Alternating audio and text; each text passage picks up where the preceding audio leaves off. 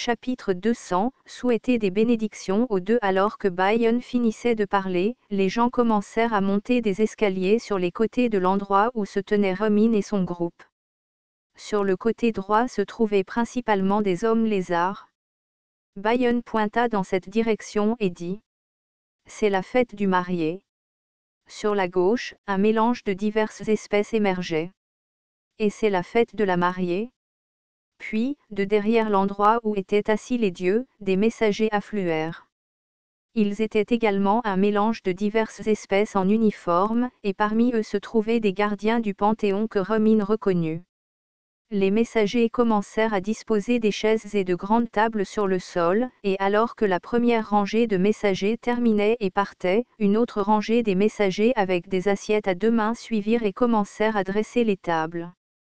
Certains des messagers ont fait asseoir les invités, certains ont écrit la liste des invités et certains ont commencé à écrire des messages de félicitations avec des pinceaux aussi hauts que pour le mariage selon la tradition du Panthéon.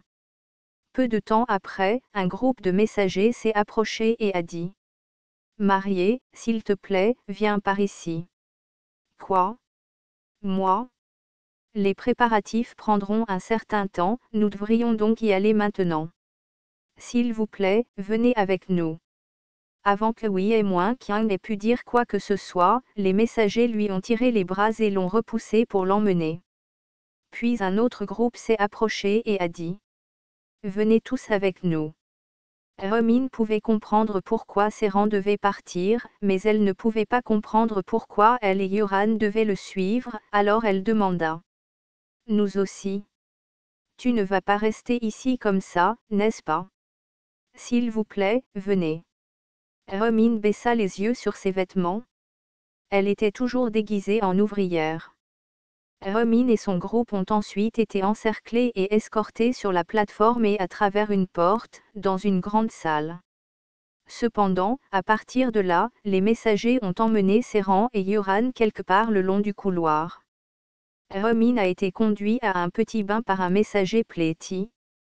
Tu veux que je me baigne ? Non, restez tranquille. Nous ferons le bain pour vous. Quoi ?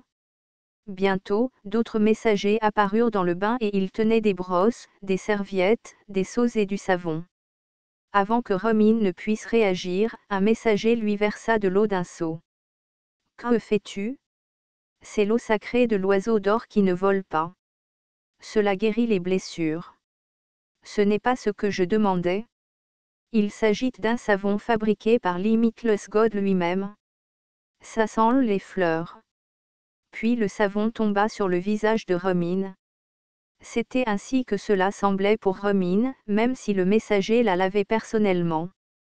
Après un bain plutôt agressif, les messagers ont séché Romine épuisée, l'ont habillée, puis l'ont ramenée au sommet de la tour où se déroulait la cérémonie de mariage. Yoran, l'air rafraîchi, la salua avec un sourire. Tu es arrivé aussi, midi. Mon nez me brûle. Oh, je pense que j'ai aussi inhalé certaines bulles de savon. Soudain, le son des instruments de musique remplit l'air, des pétales de fleurs furent dispersés et un festin était organisé pour le mariage. Pendant que Romine regardait autour de lui, Yoran dit : le couple n'est pas encore arrivé ? Je n'ai aucune idée de ce qui se passe. Moi non plus. Devons-nous trouver une place pour nous asseoir ? Bien sûr. Romine et Yoran se dirigèrent d'abord vers le côté du marié. Au début, tout le monde avait gardé ses bonnes manières sous le regard des dieux, mais après quelques verres, la moitié d'entre eux étaient debout et quelques-uns posaient leurs pieds sur les tables et buvaient directement dans les bouteilles. Évitant ce côté, ils se dirigèrent vers un endroit plus calme où ils pourraient parler. Puis un homme lézard s'arrêta et parla aux deux. Êtes-vous Romine et Yoran ?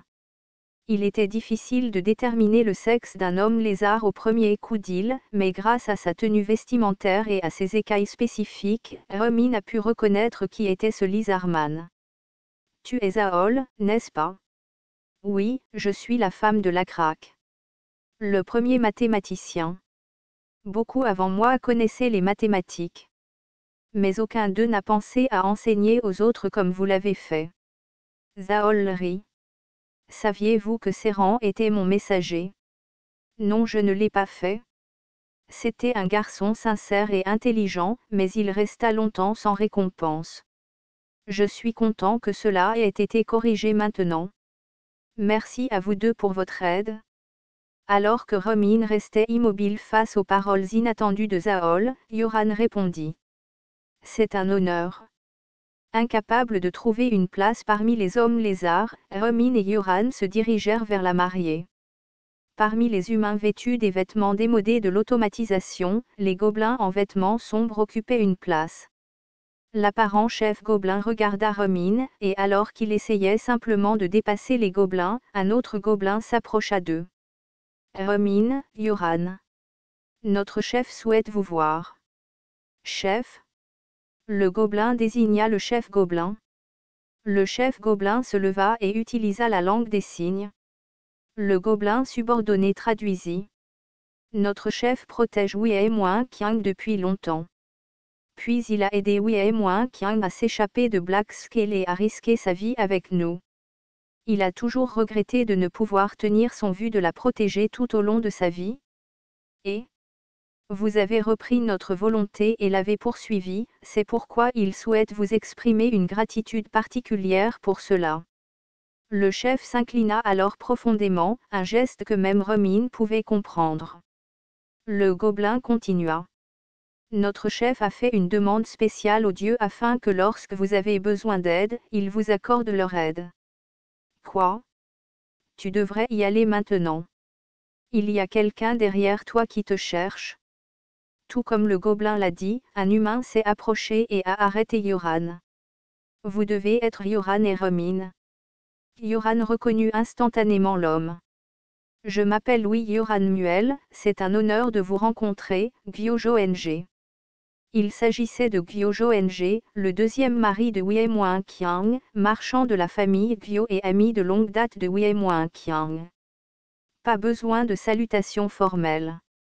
Je suis juste heureux de voir que mon descendant a survécu à ces temps de courants violents. Cela a été un voyage mouvementé. Je suis reconnaissant pour votre survie, mais... Gyo-jun se tourna vers Romine. Merci d'avoir trouvé Wei-Moins-Qiang. Je suis désolé pour vous deux, mais j'ai toujours pensé que vous échoueriez. Je me préparais mentalement, pensant que je ne reverrais peut-être jamais Wei-Moins-Qiang. Romine a dit. Mais Gyojo Ng. Qu'est-ce que c'est? Eh bien, est-ce que ça te va? Que veux-tu dire? Ce mariage. Gyojo Ng a ri de cette remarque. Même si Wei-Moins-Qiang ne le voulait pas, nous avons eu notre mariage. Même si elle ne souriait pas, c'était une véritable cérémonie. Nous avons partagé un lit même si elle ne m'aimait pas. Et alors que j'aurais dû la consoler, c'est elle qui me réconfortait. Vraiment? J'adorais Wei-Moins-Qiang, mais je savais que même après notre mariage, je ne pouvais pas avoir son cœur, et elle s'est excusée de ne pas me l'avoir donné. Ironiquement, c'est elle qui a été poussée à se marier par les 4 familles. C'est le genre de personne qu'elle est. Je dois beaucoup à Wei-Moins-Qiang, c'est donc avec soulagement que je peux célébrer ce mariage du fond du cœur. Incapable de trouver un siège et pendant qu'il marchait, Romine dit à Yoran. Je me sens étrange. Pourquoi? Tout au long de notre voyage, j'ai pensé que j'étais puni pour les péchés que j'avais commis. Mais maintenant que j'y pense, j'entends sans cesse des mots de remerciement. Yoran a simplement résumé.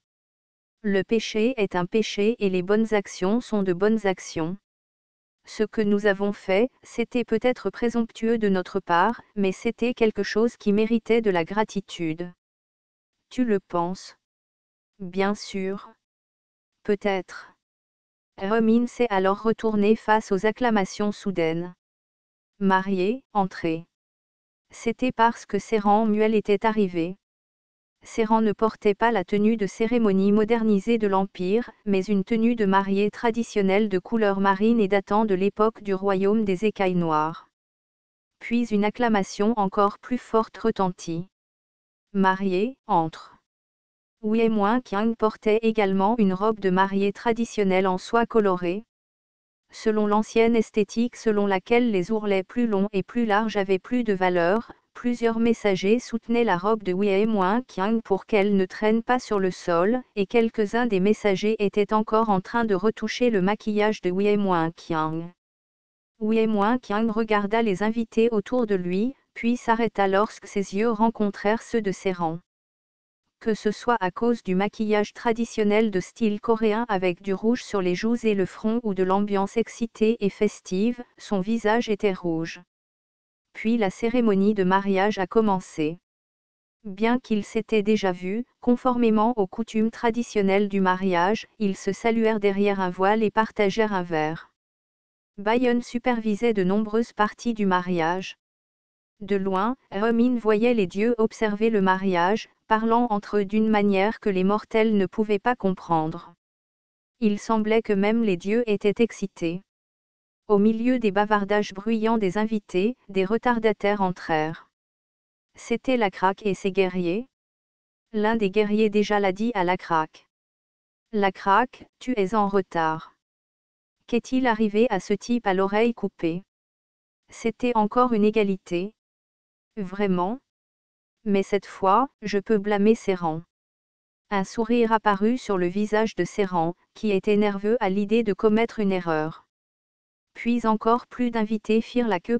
Au début, il ressemblait à un mélange de différentes espèces, mais Remin, avec son sens unique que les autres espèces n'avaient pas, les a reconnus comme étant de sa propre espèce. Ce sont des vampires. Ils ont discuté avec Wei-Qiang. Les acclamations et les rires allaient et venaient. Remin a senti la joie immense et l'ambiance de célébration s'accumuler couche après couche.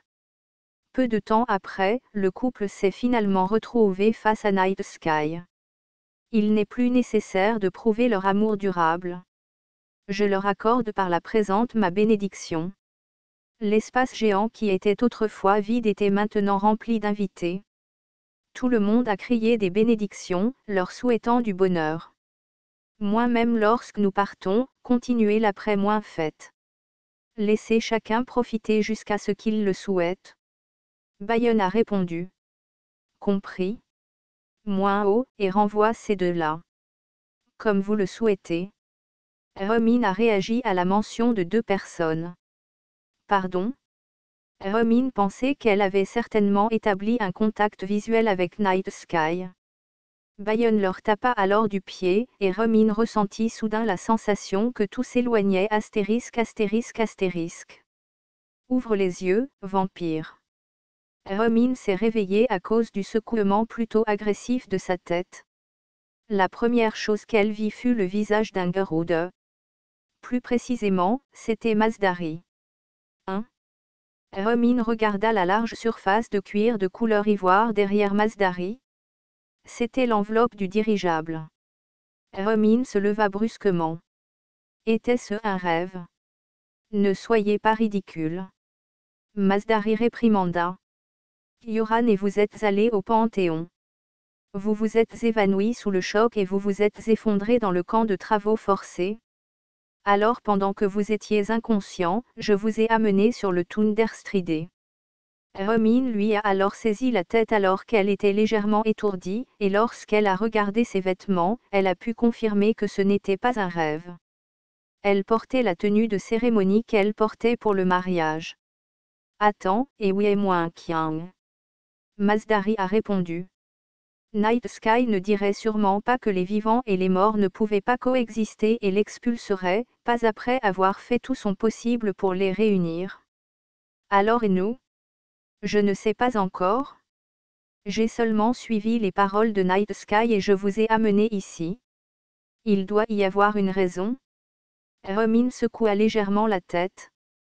Mais nous sommes au milieu du royaume de l'Union. N'est-il pas dangereux de venir ici à bord du Thunderstride?